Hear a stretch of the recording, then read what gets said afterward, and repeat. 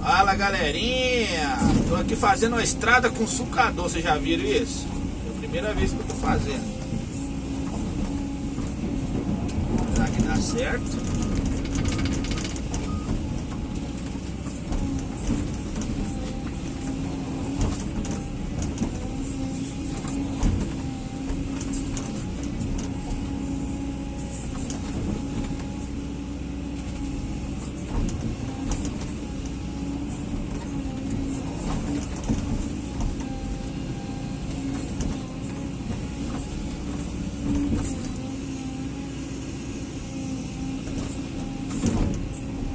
Tem cachorro, caça com gato, né? Seja mais bem-vindo aí, galera. Mais um vídeo aí do canal do Galego Capixaba. Ei, três.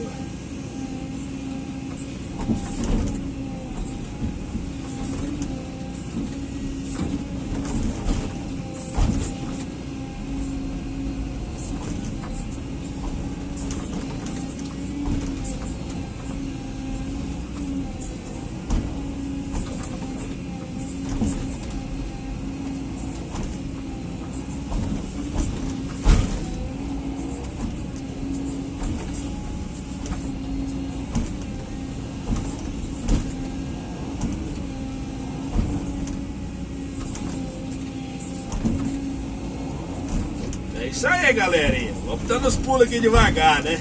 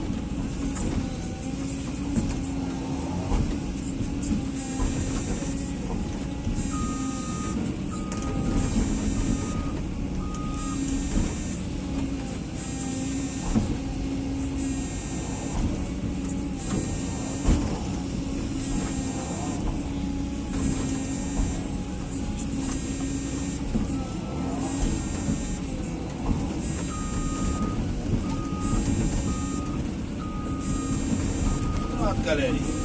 Pronta a estrada.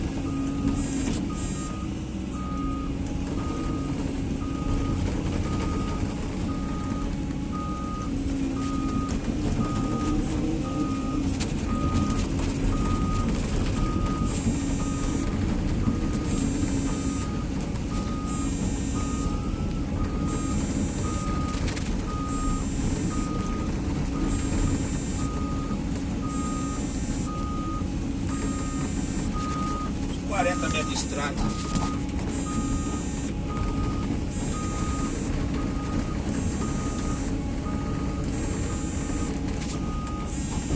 Positivo, um abraço a todos aí, tudo de bom. Um vídeo pequeno aí, mas só pra mostrar aí pra vocês aí que dá certo fazer estrada com sucador, hein? Tá doido. Vai vendo, ó. Um abraço a todos aí, tudo de bom, hein? Tchau, obrigado!